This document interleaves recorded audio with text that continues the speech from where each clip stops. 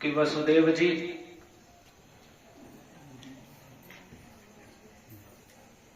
जब उन्हें पता चला कि नंद महाराज कंस का वार्षिक कर देने के लिए आए हैं, तो कंस के वार्षिक कर देने के लिए आए हैं, तो उन्हें जब यह पता चला कि नंद महाराज ने कर दे दिया है, तो जहां पर नंद महाराज रुके हुए थे उस स्थान पर वसुदेव जी गए। और जैसे ही नंद महाराज ने वसुदेव जी को देखा तो बड़े आनंद से उनका स्वागत किया, सत्कार किया और बैठाया उन्हें, जैसे इतने परम प्रिय जैसे उनके भाई आ गए हैं। तो एक प्रकार से वे भाई ऐसे भी लगते हैं। जो वसुदेव जी के पिता हैं सूरसेन, उनके पिता हैं देववीर। उनकी एक वैश्य कुल की पत्नी थी, उनसे पर्जन्य हुए थे, और पर्जन्य गोप वे वैश्य वर्ण में ही रहे, और उनके पर्जन्य के ही पुत्र हैं नंद महाराज। तो उनके जो विमाता थी, जो दूसरी माता थी, उनके दादा देवमेढ़ जी की जो दूसरी वैश्य कुल की पत्नी थी, उससे जो पुत्र हुए उसके पुत्र नंद महाराज हैं। और जो क्षत्रिय कुल की थी उसके पुत्र सूरसेन हुए, उसके वसुदेव जी। तो इस प्रकार से वह भाई का संबंध था। तो बड़े आनंद से वसुदेव जी और नंद महाराज मिले, और उस समय वसुदेव जी ने उनसे कुशल क्षेम पूछी, और बाद में उनसे उन्होंने कहा कि देखो हे भाई, भाई ही संबोधन कर रहे हैं, अत्यधिक गाढ़ प्रेम से वो भाई ही संबोधन कर रहे हैं। हे भाई, मेरा पुत्र भी अपनी माता के सहित तुम्हारे ब्रज में रह रहा है, तुम दोनों नंद यशोदा ही उसका लालन पालन करते हो, तो निश्चित रूप से वह तुम दोनों को ही अपना माता पिता मानता है। तो क्या वह भी कुशल से है? किस प्रकार से वह रह रहा है? और फिर उन्होंने कहा कि देखो, मनुष्य के लिए वे ही धर्म, अर्थ, काम शास्त्र विहित हैं, शास्त्रों में उनकी ही प्रशंसा की गई है, उस धर्म की, उस धन की, उन सभी उपलब्ध वस्तुओं की, जिनके द्वारा सभी स्वजनों को, परिवारजनों को, संबंधियों को, मित्रों को, सभी को सुख मिले। जो केवल अपने को ही सुख मिलता है, जिस धर्म के द्वारा, जिस धर्माचरण से, या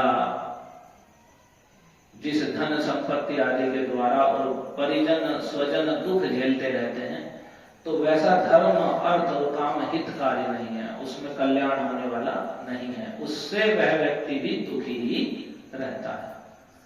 तो हम कोई धर्माचरण कर रहे हैं तो हमें यह नहीं सोचना चाहिए कि बस हम अपना कर लें। जो हम हमारे संबंधी हैं, घर परिवार आदि के, उन सभी को भी भगवान की भक्ति में नियुक्त करना चाहिए। क्योंकि जैसे हम भोजन करते हैं और वो भोजन करने वाले को ही मिलता है, ऐसा नहीं है कि घर के दूसरे सबका पेट भर जाएगा। तो वहां तो हम सब खाते हैं, लेकिन जब हम भगवान की भक्ति की बात करते हैं कि आप माला करिए, आप मंदिर में दर्शन करिए, कथा श्रवण कीजिए, तो उसमें हम सोचते हैं कोई एक कर ले और बस उससे हो जाएगा। तो वैसे नहीं होगा। जो करता है, जैसे जो खाता है उसके पेट में भोजन जाता है। तो जैसे जो भगवान का भक्ति का आचरण करेगा तो उसका फल उसे ही मिलेगा। तो यदि हम कोई धर्माचरण भी कर रहे हैं, केवल अपने तक सीमित, बस हम कर लें और किसी को ना कराएं, या कभी हम दर्शन करने के लिए वृंदावन आदि जगह गए और हम सोचे बस हम कर लें और सब ऐसे हैं, तो ये भी उचित नहीं है। ऐसे ही धन, हमारे पास धन है और धन का उपयोग केवल हम करें, और जो घर परिवार में अन्य दूसरे लोग हैं या मित्र आदि हैं, संबंधी आदि हैं, उन सबको कुछ भी धन ना दें, और वे धन आदि के अभाव में दुखी हैं, पीड़ित हैं, तो वैसा धन हमारा भी कल्याण नहीं करेगा, हम भी दुखी ही रहेंगे। वैसे ही काम कहते हैं उपलब्ध वस्तुएं, घर, मकान, वस्त्र, भोजन इत्यादि सब जो भी इच्छित हमें आवश्यक वस्तुएं हैं, वे हमारे पास हैं पर्याप्त मात्रा में, और उनका केवल हम ही उपभोग कर रहे हैं, और जो दूसरे हमारे स्वजन परिजन हैं वे सब दुख झेल रहे हैं उन चीजों के अभाव में। तो वह हमें सुख नहीं दे पाएगा। वही सुख देने वाला है जिसके द्वारा जो अपने संबंधी हैं, परिजन हैं, उन सब को सुख मिले, वही धर्म, वही अर्थ और वही काम हितकारी है, सुख देने वाला है। तो ऐसा कहकर वसुदेव जी रुके। फिर नंद महाराज कहने लगे। तो नंद महाराज कहते हैं, अहो ते देवकी पुत्रा कंसेन बहवो हता, एका वसिष्ठा वरजा कन्या सापि दिवंगता। तो जब वसुदेव जी के यहाँ जो 8वीं कन्या हुई, जिसे वसुदेव जी यशोदा जी की कन्या को लेकर चले गए थे, और जब कंस उसे मारने के लिए चला और वह आकाश में 8 महाभुजाएं धारण करके उसने अपना देवी का रूप दिखाया, तो यह चर्चा सब जगह प्रचारित हो गई थी कि वसुदेव, सबको यही चर्चा थी कि वसुदेव देवकी के यहाँ 8वें संतान के रूप में पुत्री ने जन्म लिया है। और कंस ने उसे भी मारना चाहा, लेकिन वह आकाश में चली गई। तो उसी बात को यहाँ बड़े दुख के साथ नंद महाराज कह रहे हैं, अहो कितने दुख का विषय है, कितने कष्ट की बात है। ते देवकी पुत्रा कंसेन बहवो हता, तुम्हारे जो देवकी पुत्र हैं, जो वसुदेव जी की कई पत्नियां हैं, उनमें जो देवकी के पुत्र हुए, हे वसुदेव जी, आपके जो देवकी के पुत्र हुए, वे बहुत से पुत्र कंस ने मार दिए। कितने दुख का विषय है। जन्म लेते ही कंस ने आपके जो देवकी के गर्भ से जन्मे थे पुत्र, वे कई पुत्र मार डाले। और एका वशिष्ठा वरजा, एक कन्या जो बची सबसे बाद में जन्मी, वह मरी नहीं तो कन्या सापि दिवंगता, वह भी रही नहीं, पास में रहती तो कुछ सुख रहता, वह भी आकाश में चली गई। तो ये तो बड़े दुख का विषय है कि इतना कष्ट झेला, कोई भी संतान नहीं हुई तो वह सब मार दी गई, एक कन्या हुई वह भी आकाश में चली गई। अहो बड़े कष्ट का विषय है। फिर अंत में कितने विचारपूर्ण बात नंद महाराज कह रहे हैं, नूनम ह्यदृष्ट निष्ठोयम अदृष्ट परमो जना, अदृष्टम आत्मनस्तत्वम यो वेद न संमुह्यति। कि देखो इसमें कोई संदेह नहीं है, निश्चित रूप से प्राणियों का सुख दुख भाग्य पर ही अवलंबित है। भाग्य पे ही निर्भर करता है क्या सुख मिलेगा क्या दुख मिलेगा। अपने आप तो सब हर व्यक्ति सुख के लिए प्रयास कर रहा है। ऐसा कौन व्यक्ति है इस पूरे संसार में जो ये प्रयास करता मुझे दुख मिल जाए, लेकिन फिर भी दुख मिलते ही हैं, क्योंकि सुख दुख भाग्य पे निर्भर करते हैं। और भाग्य क्या है, हमने पूर्व में जैसे अच्छे बुरे कर्म किए हैं, तो वे कर्म जो भी हम कर्म करते हैं वे बीज के समान बो दिए जाते हैं। और जैसे बीज समय आने पर वृक्ष बन के फल देता है, तो वैसे उन कर्म समय आने पर वे किए गए कर्मों के फल हमारे सामने आते हैं। तो कुछ ऐसे होते हैं जो शीघ्र आ जाते हैं, जैसे कुछ फसल जल्दी हो जाती है, कुछ देर में साल भर में होती है, कुछ कई साल में पेड़ बड़े होते हैं। तो वैसे ही कुछ कर्म शीघ्र फल दे देते हैं, कुछ जन्म जन्मांतर कितने जन्मों के हैं वे फल आते हैं हमारे सामने। हम सोचते हैं हमने तो ऐसा जीवन में कुछ भी नहीं किया, हमारे साथ ऐसा क्यों हो रहा। तो निश्चित रूप से सुख और दुख भाग्य पर ही निर्भर करता है। भाग्य ही एकमात्र प्राणियों का आश्रय है। यानी व्यक्ति कितना भी प्रयास कर ले, लेकिन एकमात्र आश्रय उसके लिए सुख दुख के लिए भाग्य ही है। जो उसके भाग्य में जितना सुख या दुख मिलना है वह उसे भोगना होता है अपने कर्म फल के अनुसार। तो फिर कह रहे अदृष्टम आत्मनस्तत्वम, तो जो व्यक्ति इसे जान लेता है कि देखो जो सुख दुख मिलना है वो तो भाग्य के अनुसार मिलना है, जो इस बात को जान लेता है, हृदय में समझ लेता है कि हाँ मेरे खूब प्रयास करने से भी मुझे सुख नहीं मिलेगा, मुझे जितना सुख मिलना है उतना ही मिलेगा, चाहे मैं दिन रात कितना ही परिश्रम क्यों न करूं, बल्कि मैं और परिश्रम करके और दुख ही संग्रह करूंगा। वो जो सुख मिल रहा है उसे भी व्यक्ति परिश्रम में ही समाप्त कर लेता है। तो जो इस बात को जान लेता है कि सुख दुख का कारण भाग्य ही है, तो वह उनके प्राप्त होने पर फिर मोहित नहीं होता। अर्थात जब सुख और दुख मिलते हैं वह उस दुख मिलने पर वह बहुत दुखी नहीं होता कि हाय हाय ऐसा क्यों हो रहा है, और सुख मिलने पर बहुत खुश नहीं हो जाता। वह जानता है भाग्य के अनुसार सुख और दुख दोनों की प्राप्ति होती है, और जब तक वह भाग्य में वो दुख लिखा हुआ है, जब तक भोगना ही है, तो इसलिए वह ज्यादा दुखी नहीं होता। और जो सुख मिला है वह भी मिलना ही है। तो वह इस बात को जो जानता है भाग्य पर ही निर्भर है, सुख दुख का कारण भाग्य ही है, वह फिर सुख दुख के प्राप्त होने पर ना तो अत्यधिक दुखी होता है ना अत्यधिक सुखी हो जाता है कि बहुत खुश हो गए। तो इस प्रकार से नंद महाराज ने कहा। तो जैसे ही नंद महाराज ने कहा तो वे चुप हुए। फिर वसुदेव जी कहने लगे।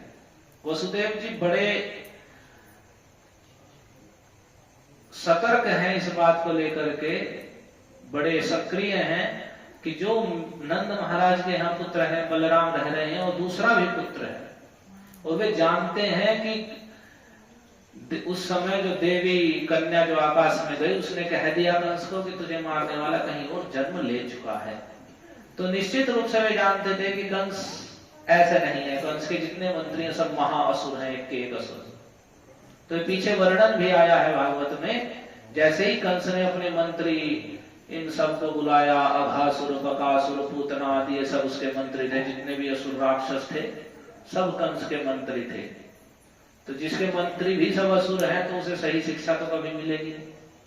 व्यक्ति जिससे सलाह करता है, मंत्री का जो मंत्र देता है, सलाह देता है, तो जब सलाहकार ही किसी का दुष्ट है, असुर प्रकृति का है, तो वो तो गलत ही सलाह देगा, उसका कैसे कल्याण। तो कंस तो है ही अपने आप में महापापी, और उसके जितने भी मंत्री हैं वे सब के सब महाअसुर, एक से एक बड़ा असुर। तो जैसे ही कंस ने कहा रे तो देखो मेरे साथ धोखा कर दिया इन्होंने, देवताओं ने मेरी बहन के सारे पुत्र मरवा दे मेरे से, और अब वो तो कन्या निकली और वो कह रही है कहीं और जन्म ले चुका है।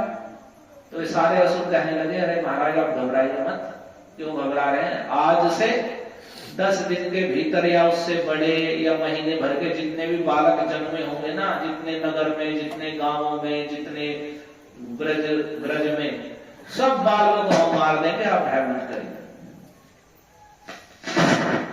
हरे कृष्णा कृष्णा कृष्णा हरे हरे, हरे राम राम राम। तो कंस को सबने ऐसा कहा कि बस आप आदेश करिए, जितने बच्चे जन्मे हैं 10 दिन के भीतर के या उससे कुछ बड़े या छोटे, सबके सबको हम मार देंगे, उसमें आपका शत्रु होगा वो भी मर जाएगा। तो वसुदेव जी इन सब बातों को जानते हैं कि असुर है। तो वसुदेव जी को विश्वास था कि वे सारे असुर जहां तहां ऐसे उत्पात करने लग गए होंगे, क्योंकि कंस मृत्यु का भय किसको नहीं है, तो सब पूरा प्रयास करेगा कंस। तो कंस के द्वारा वे सारे असुरों को कह दिया गया था कि हाँ हाँ ठीक है, जितने बच्चे जन्मे सबको मार दो, उसमें वह भी होगा, वह भी मर जाएगा। तो वसुदेव जी यहाँ इसी बात को कह रहे हैं कि अभी 2-4 दिन हुए ही हैं नंद भवन में कृष्ण को गए हुए, और वहां निश्चित रूप से कंस के भेजे हुए असुर वहां उत्पात करेंगे। तो वे नंद महाराज को सावधान कर रहे हैं, क्योंकि नंद महाराज को तो ये पता नहीं है। तो सावधान करते हुए वसुदेव जी कह रहे हैं, करो वै वार्षिको दत्तो राज्ञे दृष्टा वयं च वः नेह बहुतिथं स्थेयं नेह स्थेयं बहुतिथं संत्युत्पाताश्च गोकुले। वसुदेव जी ने कहा, हे भाई करो वही वार्षिको दत्तो, देखो जो आप जिस कार्य के लिए वार्षिक कर देने के लिए आए थे कंस को, वह भी आपने दे दिया। और नंद महाराज भी कर देने के लिए इसीलिए गए थे, क्योंकि ब्रज में उत्सव मन रहा है, और कहीं कंस तो असुर है और कर जाने में देरी हो गई तो वह कुछ उत्पात ना करे, तो पहले ही जाके कंस को कर दे करके उसे संतुष्ट कर दिया जाए, जिससे यहाँ सब कुशल मंगल रहे। तो इसलिए वे जन्म के 1-2 दिन बाद ही चले गए थे। और यहाँ वसुदेव जी उन्हें सावधान कर रहे हैं कि हे नंद जी, हे भाई, देखो वार्षिक कर आपने दे दिया है राजा को, और दृष्टा वयं च वः, और हम भी आपस में एक दूसरे को देख चुके हैं, मिल चुके हैं, हमारा भी मिलन हो गया है। क्योंकि 2 ही कार्य थे, यहाँ आना मथुरा में कर देना, और वसुदेव जी से परम मित्रता है और भाई भी लगते हैं, तो उनसे मिलना, तो हम भी मिल लिए हैं, कंस का सालाना कर भी दे दिया है। तो अब आप यहाँ ज्यादा मत रुकिए, नेहस्थेयम बहुतिथम, आप अधिक दिन तक यहाँ मत ठहरिए, यहाँ रहना उचित नहीं है। क्यों? करे संत्युत्पाताश्च गोकुले, क्योंकि गोकुल में आजकल बड़े उत्पात हो रहे हैं। उन्होंने ये नहीं कहा कि हो सकता है गोकुल में उत्पात हो रहे हैं, वसुदेव जी को पूरा विश्वास था कि उत्पात अवश्य ही हो रहे हैं, ये नंद तो वहां से आ गए हैं, तो निश्चित रूप से गोकुल में आजकल बड़े उत्पात हो रहे हैं नंद जी, इसलिए आपको अधिक दिन तक यहाँ ठहरना नहीं चाहिए। तो वसुदेव जी इतने जोर देकर कह रहे हैं कि गोकुल में उत्पात हो रहे हैं, संति हो रहे हैं गोकुल में उत्पात, तो आप अधिक यहाँ मत रहिए, क्योंकि आप ब्रज के राजा हैं, मुख्य हैं, आपको आपका वहीं रहना उचित है गोकुल की रक्षा के लिए। तो जब उन्होंने ऐसा कहा तो सुखदेव जी कहते हैं कि नंदादयो गोपा प्रोक्तास्ते सूर्णा ययु अनोभिरण युक्तमनुज्ञाप्य गोकुलम। हे परीक्षित, जब वसुदेव जी ने इस प्रकार कहा तो नंद आदि गोपों ने उनसे अनुमति लेके कि ठीक है आप कह रहे हैं हम चलते हैं। जितने भी नंद महाराज और उनके साथ गोप गए थे सबने उनसे अनुमति ली और बैलों से जुते हुए छकड़ों पर, बैलगाड़ियों पर बैठकर सभी गोकुल के लिए चल दिए। तो सभी मथुरा से गोकुल के लिए चल दिए। और जब अब मथुरा से बैलगाड़ी पर बैठकर नंद महाराज गोकुल के लिए जा रहे हैं तो अब आगे वर्णन करते हैं, यहां से 6ठा अध्याय प्रारंभ हो रहा है। सुखदेव जी कहते हैं नंदः पथि वचः सौरेर नमृषेति विचिन्तयन्। नंद महाराज मार्ग में जा रहे हैं और वे बड़ा विचार कर रहे हैं, विचिंतन विशेष चिंतन कर रहे हैं किस बात का, वचः सौरेर नमृषा, कि जो सूरसेन के पुत्र जो वसुदेव जी हैं उनके वचन झूठे नहीं हो सकते। वे ऐसे नहीं है कि जैसे लोग वैसे बकवाद करते रहते हैं, कुछ भी बोल रहे हैं, वे जो भी कुछ बोल रहे हैं वह रहस्यपूर्ण और अर्थपूर्ण बात है। तो वसुदेव जी ने कहा है कि गोकुल में उत्पात हो रहे हैं और हम यहाँ हैं, तो हम तो इतनी दूर हैं और वसुदेव जी के वचन निश्चित रूप से झूठे नहीं हो सकते, तो गोकुल में कुछ ना कुछ उत्पात हो रहा है। लेकिन हम तो इतनी दूर हैं, हम क्या कर लेंगे, हम तो इतनी दूर हैं और मान लिया कोई बाहर है और कहीं फोन कर उसे पता चले कि भाई तेरे घर में बड़ी समस्या चल रही है, तो ये बड़ी शिक्षा है ना सभी के लिए कि हम बहुत दूर हैं और हमें पता चले कि हमारे संबंध में, घर में या कहीं भी बहुत बड़ी समस्या है, तो हम क्या कर सकते हैं उस समय? हम आ तो सही नहीं सकते कि उड़ के आ जाएंगे, वहां प्रकट हो जाएंगे। तो अब देखें नंद महाराज कितना बड़ा विचार कर रहे हैं कि उन्होंने रास्ते में विचार करने लगे कि वसुदेव जी का कथन झूठा नहीं हो सकता, तो उत्पातागम संकता, तो इससे उनके मन में पूर्ण रूप से आशंका हो गई कि निश्चित रूप से गोकुल में कुछ उत्पात हो रहा है। तो फिर क्या, तो कह रहे हैं हरि स्मृति ही सर्व विपद विमोक्षण। वे जानते थे कि भगवान हरि का स्मरण सारी विपत्तियों से विमुक्त कर देने वाला है, तो हम तो वहां पहुंच नहीं सकते। तो कह रहे हरिम जगाम शरणम उत्पादागम संकिता। वे भगवान हरि जो स्मरण मात्र से सभी दुख क्लेश को हर लेने वाले हैं, उन भगवान हरि की शरण में गए। कहने लगे वे हरि ही शरण है, वे ही रक्षा करेंगे। उन्होंने ऐसा मन में निश्चय किया और मन ही मन भगवान श्री हरि की शरण ग्रहण करे।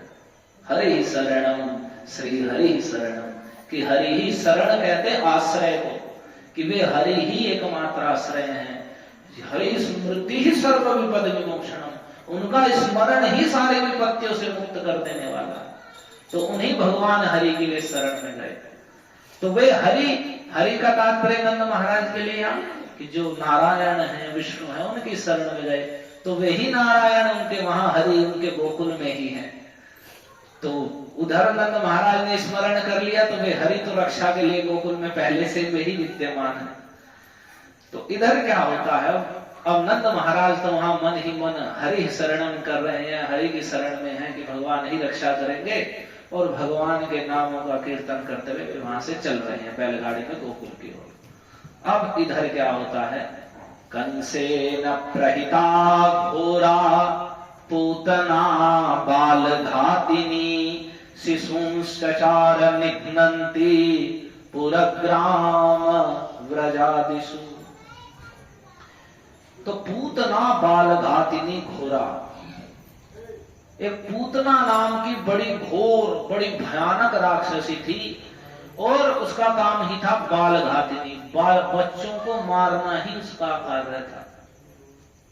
बच्चों को मारना उसका कार्य, इतनी घोर बड़ी क्रूर, घोरगांठ बड़ी क्रूर, दया से रहित, जबकि वह स्त्री थी, राक्षसी थी, पर फिर भी वह क्रूर भाव में थी और छोटे छोटे बच्चों को मारना ही उसका कार्य था। कंसेन प्रहिता, तो कंस की आज्ञा से, कंस से प्रेरित होकर के कि जाओ जितने बच्चे जन्मे हैं 10-12 दिन के भीतर के सबके मार दो, तो ऐसे कंस के द्वारा प्रेरित होकर के उसकी आज्ञा से वैसे सुचार निघ्नंती, छोटे छोटे बच्चों को मारती हुई घूम रही थी। पूरा ग्राम व्रजादिषु, नगर में, गांव में और व्रज में, गोपों की बस्तियों में बच्चों को मारने के लिए वह घूम रही थी। तो ऐसी भयानक राक्षसी पूतना घूम रही थी। तो अब यहां इतना कहते ही एक बड़ी बात कह रहे हैं सुखदेव जी कि पूतना घूम रही है, इतनी भयानक राक्षसी है, तो ये कहां घूम सकती है? ऐसे जो राक्षस होते हैं, भूत प्रेत पिशाच, इनका बस कहां चलता है ये बता रहे हैं, और कहां नहीं चलता ये भी बता रहे हैं। तो पूतना ऐसे उत्पात करते हुए बच्चों को मारते हुए घूम रही है, तो ऐसी राक्षसियों का बस कहां चलेगा? तो कह रहे हैं न यत्र श्रवणादीनि रक्षोघ्नानि स्वकर्मसु कुर्वन्ति सात्वतां भर्तुर यातु धान्यस्य तत्र हि। कि देखो जहां के लोग अपने प्रतिदिन के कामों में राक्षसों के भय को दूर भगाने वाले भक्त वत्सल भगवान श्री हरि के नाम, गुण और लीलाओं का श्रवण, कीर्तन और स्मरण नहीं करते, वहीं ऐसी राक्षसियों का बल चलता। ध्यान से सुनिए, भूत प्रेत के लिए लोग भागते हैं ये तो बड़ा चर्चा का विषय, जहां तहां बड़ी बुरी हालत है, विशेषकर सारे हिंदुओं की, भूत चढ़ते नहीं पहले मौलवियों के जाके चरण तलवे चाटने शुरू कर देते हैं कि उन पर भूत लिपट रहे हैं, ये हो गया, झूठे मूठे भी, और वे और ठगते हैं उन्हें, फिर उनके पानी पढ़ते हैं, फिर उनके पीते हैं, उनकी दी हुई चीजें खाते हैं, फिर भगवान पे श्रद्धा छोड़ के उनमें ही श्रद्धा करने लगते हैं, फिर नाम के वे हिंदू और सनातन धर्मी रहते हुए मुल्ला ही हो जाते हैं। तो यहां बता रहे हैं कहां बस चलता है, जो भूत प्रेत पिशाच कहां प्रभावी होते हैं? तो वहीं प्रभावी होते हैं जिस घर के लोग, जहां के लोग भक्त वत्सल भगवान श्री हरि के, श्री कृष्ण के नाम, गुण, लीला आदि का अपने कामों को करते हुए, ये कोई ऐसे कार्य नहीं है कि इनमें काम बंद हो जाएगा, मुंह से भगवान का नाम बोलने में कोई कार्य नहीं रुकता है, किसी का भी कोई कार्य नहीं रुकेगा, चाहे घर में स्त्री भोजन बना रही हो, कोई खेत में काम कर रहा हो, चाहे दुकान पर बैठो, मुंह से भगवान का नाम बोलने में और हृदय से भगवान का स्मरण करने में कोई काम में बाधा नहीं होती है। तो इसी बात को कह रहे हैं कि जहां के लोग प्रतिदिन अपने कामों में राक्षसों के भय को दूर भगाने वाले, जिन भगवान का स्वभाव ही है, जैसे सूर्य का प्रकाश है वो क्या है, अंधकार को दूर भगा देगा, तो जिन भगवान जो राक्षसों के भय को दूर भगाने वाले हैं, उन भक्त वत्सल भगवान श्री हरि के नाम, गुण और लीलाओं को जहां के लोग गाते नहीं हैं, उन्हें सुनते नहीं है, ना श्रवण करते हैं अपने घर में कभी भगवान के नाम का, ना कभी कीर्तन करते हैं, ना कभी हृदय में भगवान का स्मरण करते हैं, ऐसे लोगों पर ही, वहां ही ऐसे राक्षस, भूत प्रेत पिशाच, यातुधान, इन सब का बस नहीं चलता है। और जहां लोग भगवान श्रद्धा पूर्वक दृढ़ विश्वास से कि भगवान का नाम जहां विद्यमान है, जैसे सूर्य के समान अंधकार नहीं टिक सकता है, इस प्रकार से जो श्रद्धा पूर्वक भगवान के नामों का अपने घर में काम धंधों को करते हुए अपने भगवान के नाम का कीर्तन करते हैं, भगवान के रूप, गुण, लीला आदि का मन में स्मरण करते हैं, मोबाइल पे हम स्पीकर बजा के भी कथा सुन सकते हैं, कीर्तन सुन सकते हैं, और अपने कार्य भी करते रह सकते हैं और भगवान का कीर्तन करते हैं। स्वयं बैठ करके सुबह शाम प्रतिदिन हमें अपने घर में कम से कम 15-15, 20-20 मिनट हरे कृष्ण महामंत्र का कीर्तन करना चाहिए। यह सबसे बड़ी पूजा है। ये नहीं कि हम मनगढ़ंत कुछ भी जहां तहां भागते फिर रहे हैं, कोई क्या करता फिर रहा है, कोई क्या करता फिर रहा है, जहां तहां मोबाइल में देख रहे हैं यूट्यूब खोल के कि शनिवार को क्या टोटका करें, सोमवार को क्या करें, मंगल को क्या करें, और फिर उन्हें ठा ठा के घूम रहे हैं, उस पेड़ के नीचे वहां रख दो, उसके नीचे रख दो, उसके नीचे वो कर दो, उससे हो जाएगा कुछ। कैसी मूर्खता, कुछ भी देख ले रहे हैं, किसी ने कुछ भी कह दिया सुन ले रहे हैं और भगे फिर रहे हैं कि ये ना हो जाए वो ना हो जाए, और उन चीजों में विश्वास कर रहे हैं। और जिसे यहाँ जो परमहंस भक्त महात्मा लोग जो भगवान के ही स्वरूप हैं, सुखदेव जी जैसे वे कह रहे हैं कि देखो भगवान राक्षसों के भय को दूर कर देने वाले हैं। तो जहां के लोग अपने कामों में भगवान के नाम रूप गुण लीला का श्रवण करते हैं, भगवान के नाम का कीर्तन करते हैं, जप करते हैं, हृदय में भगवान गोविंद का स्मरण करते हैं, वहां किसी प्रकार के भूत प्रेत पिशाच या तो धान टोने टोटके का कोई प्रभाव नहीं चलता है। और कहाँ चलता, वहीं चलता है जहां के लोग ऐसा नहीं करते। कह रहे वहां तो चलता ही है, तत्र ही ये वहीं रहते हैं, भूत प्रेत पिशाच या तो धान राक्षस आदि वहीं प्रभाव रहते हैं। तो इस बात को कह करके देखो यहाँ इतनी बड़ी बात कही, तब आगे की उन्होंने कथा सुनानी प्रारंभ की। हरे कृष्णा कृष्णा कृष्णा हरे हरे, हरे राम राम राम। पूतना राक्षसी कैसी थी, खेचरी आकाश में विचरण करने वाली थी। तो वह नगर गांव में जा जाकर बच्चों को मार रही थी।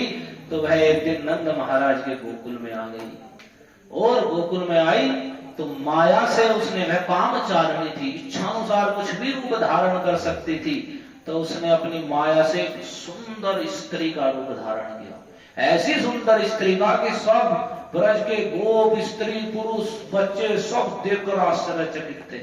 ऐसा सुंदर रूप धारण करके आई और हाथ में कमल लिए हुए चल रही थी।